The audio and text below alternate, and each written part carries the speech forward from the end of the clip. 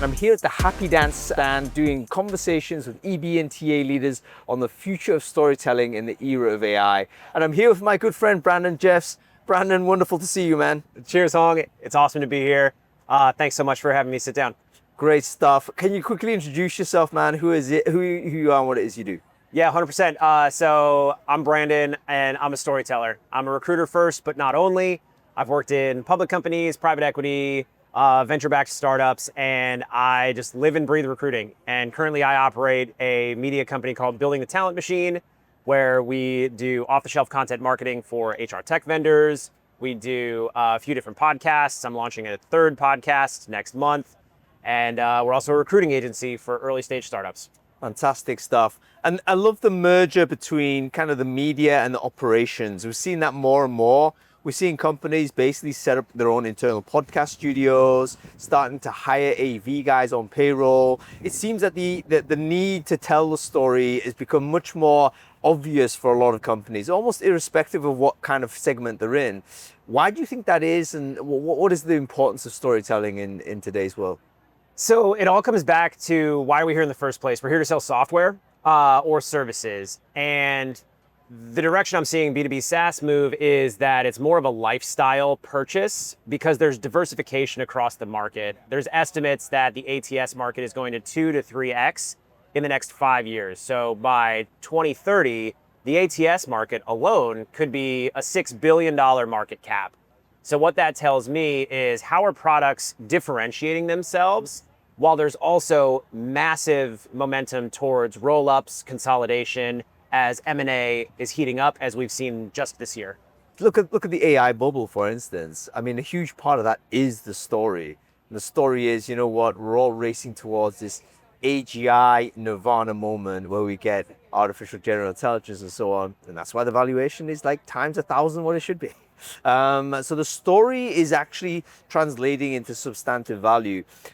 What do we think that TA functions can learn from, you know, the B2B world and the B2C world when it comes down to storytelling? So when it comes to storytelling, it's interesting because historically candidate behavior drives vendor innovation. And what I mean by that is candidates have some sort of experience with how they access jobs. And two previous digital transformations we saw were mobile optimized applicant tracking systems so that candidates could apply from their phone. And then the second we saw was mass SMS texting so that we could reach candidates where they're spending time, which is in their text messages. Now we're focused on agentic AI, but I don't know about you, but I as a human do not have some sort of agentic AI bot managing my calendar, my inbox. So while the consumer world is trying to build consumer level technology, the B2B SaaS world is trying to build on that same platform. And they're all leveraging the major LLM platforms, trying to train their own models. So I think it's an interesting digital transformation because now for the first time, consumer, B2B, and then recruiting tech, which is a little bit slower than regular B2B, are all trying to build on AI at the same time, and it's kind of muddled. Yeah, very interesting. What are our thoughts on sort of this sense of like AI becoming like very, very ubiquitous in terms of usage and content? I think the people that are using artificial intelligence more than anybody, software engineering, number one, but number two, and pretty shortly after that, are people who are in the marketing space. So content generation, copy generation, video, graphic, etc. Good or bad, in your opinion? Oh, 100% good. I think we talk a lot about like vibe coding, and I'm actually headed to Tim Sackett's conference in Detroit end of the month where I'm going to give a talk on vibe hiring. So when it comes to having AI at the fingertips of creators, marketers, sales folks, operations people, finance, recruiting, I'm excited about these use cases because for the first time, it's allowing non-technical folks to move at the pace of perhaps software engineers and builders who are able to leverage the tools, skills, and resources they need to do their job in a way that delivers value, but also fulfillment. I'm having a blast creating content, sandboxing tools, building my own creator studio with a very small, lean team and my business partner, and we're leveraging AI every day. So when it comes to these tools that are coming to market that allow people to have a better experience in the world of work, I'm all for it. Yeah, absolutely. It's diffusing capability, isn't it? It wasn't so long ago where if you wanted to produce video content, you'd need to go to a studio to do that, and that would cost you tens of thousands of dollars to do. Now, a couple of subscriptions, and you're able to do it yourself. I think it's a good thing because a lot more people have activity and the opportunity to be producers. More voices, the better, is my view. Polyphonic world is what we need. However, there is also kind of a quality issue. So in other words, as more people are able to produce, the quality level generally should decline given the fact you have a lot of people that probably don't know what they're doing and end up just producing a lot of crap out there. What does that mean for people who are telling a talent story? How do we make sure we cut through that digital noise where, maybe there's a lot of lazy content and you want to make sure your stuff lands? Yeah, I think a lot of design folks that I hire and recruit and spend time with talk about this concept of taste. You can't teach taste. You either have it or you don't. And what AI is allowing creators to do is amplify their personal brand. Well, brand is all about how somebody feels about you. So when it comes to differentiating and delivering signal through noise with content, humans are smart. We have discerning eyes. It's really easy to see what's good and what's bad. And in my talk yesterday on the Innovate stage on AI washing, I actually spoke that I think we're going to see this disenfranchisement with the human experience around creativity. And because recruiting is such an art and a science, I think the social movement is going to move more towards that interest in creativity, art, connection, storytelling. So I'm excited because I think what we'll see on the consumer level is once all this AI slop floods our inbox, we see news feeds and platforms full of just AI slop, we're going to get sick of it really quick and we're going to return to culture. Yeah, no doubt about it. I think there's going to be an engagement collapse. Like at some point right now, maybe AI generated messaging and comms and content, maybe it does improve engagement generally because it's, a decent quality. But over time, if that becomes ubiquitous, people are going to get zoned out from it and start thinking, you know what, I don't even trust it anymore. And the need to get into kind of that authentic human connection, I think will just increase. So it's a very interesting set of challenges for TA, particularly how do you activate the authentic voice? A lot of that involves activating existing employees, like employee generated content. Do you have any tips as to how you do that? Like how do you get people that aren't natural storytellers to tell stories? If they're not natural storytellers, don't ask them to tell stories. Right? Follow the path of least resistance and invest in teams and individuals that do want to tell stories, and pay your employees for their employee generated content. If I hire an early career individual who's perhaps in sales and marketing and they have the behavioral traits that align with the creator economy, and because they're earlier career, I'm paying them less in the organization from a budget perspective, but they are delivering exponential impact and ROI as it relates to the brand, I am not going to feel good at the end of the day if I'm only paying them $100,000 a year, but they're out there creating content and generating a following. So I think we really need to pay our W-2 employee creators for the work that they're doing around brand. Yeah, really interesting idea. Because there are a lot of inherent brand ambassadors out there that do huge amounts of value for the company, but they're not recognized. They're often doing it undirected. They just may be enthusiasts on product, or they're enthusiasts about, telling their own story about the world of work they're involved in. Not recognized, not rewarded. Therefore, you're not signaling to anybody else that they should get involved. Yeah, very interesting. Let's talk about career sites. It's one of those parts, probably it's gone through a little bit of a wave in terms of, how interested we might be. It started off pretty much just being a listing of jobs, right? Then we wanted to do a lot of EB stuff on there and talk, about what it's like to work in there, day in the life, all of that rich media content. Now we're thinking, okay, how do we use these career sites to provide the sort of evidence as to what is going on within the walls of the business? What is your view on the future of career sites? Have you seen any? What are the consistent? Let's say this. What are the consistent characteristics of a great career website? When it comes to a great career site, I think it's all about authenticity of messaging.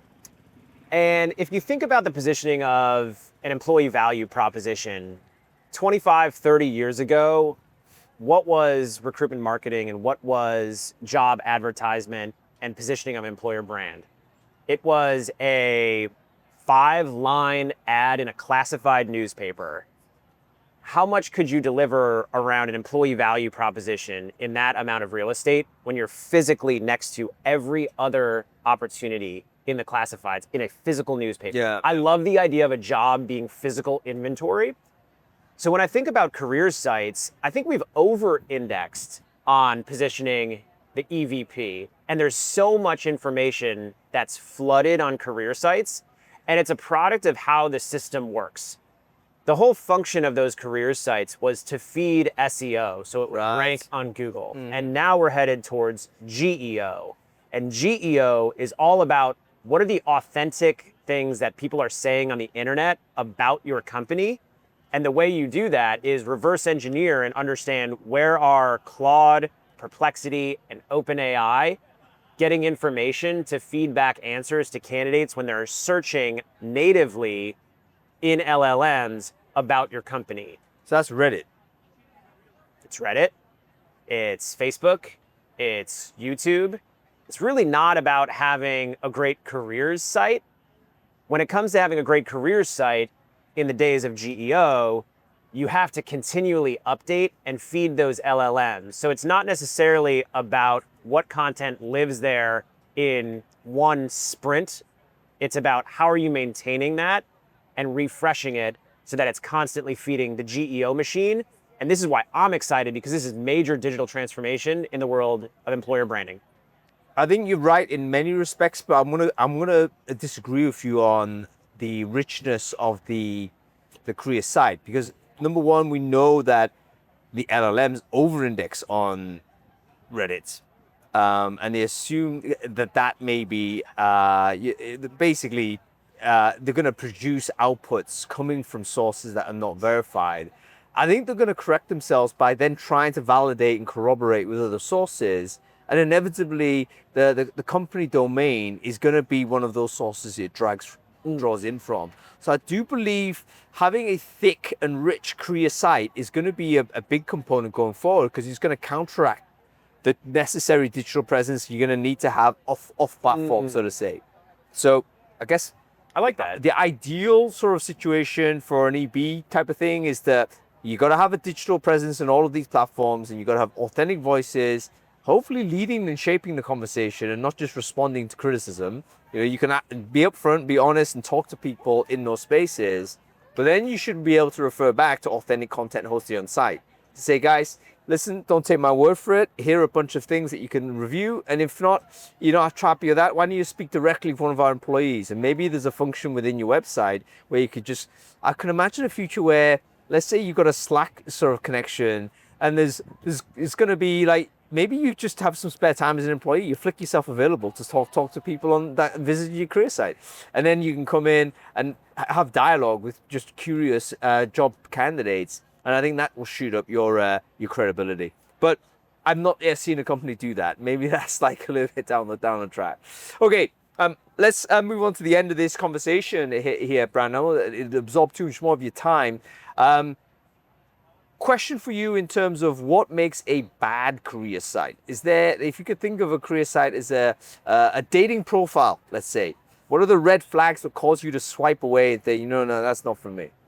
Red flags swiping away, I think, when it comes to career sites, a lot of the times we're like, let's get video content, let's get testimonials. There's nothing worse for a candidate to go through the candidate journey, go through the interview process, get really excited, review all that material, connect with that person in that testimonial, only to find out when they onboard that that person in the video is gone. Yeah. That happens all the time. So what that tells me is the career site is always a trailing indicator of culture. And we saw this movement in probably the 2010s when every company was trying to mimic culture of big tech or Google-ize everything about their company and their culture, and we over-indexed on the mission, the vision, the values, the emotional connection to work. When it comes to creating a great career site, it's all about having authenticity, real-time content, and diversity of audiences across the various cultures that your company represents. You can't have a one-size-fits-all employee value proposition. And that's my experience working with startups and headhunting specific candidates for specific roles where they're going to be the first, second, or third person into a function, and they're going to build that culture. So when I think about the bad career sites out there, it's reactive, it's slow, it's budget approvals, it's overproduced content that takes 3 to 6 months before you shoot it, before it goes live. That's why I'm excited about GEO and employee generated content, is because it's going to be more real time. And that's it's an interesting dynamic, man, because a lot of the old school content production is so slow that inevitably it's going to be like the content decay is right there. It's not real anymore because it was shot 3 months ago. And as someone who does podcasting, I'm totally aware of this. Like, this is the real-time live streaming is when it's really real. So are we going to see career sites and EVPs go live stream?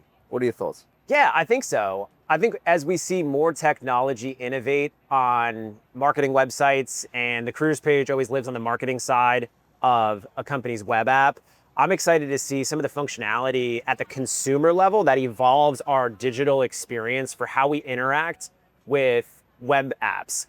We all have algorithmic apps of our choosing. I don't spend a lot of time on social. I actually don't have Instagram, TikTok, Facebook, Twitch, anything. I'm on Strava and LinkedIn. I'm almost 40 years old.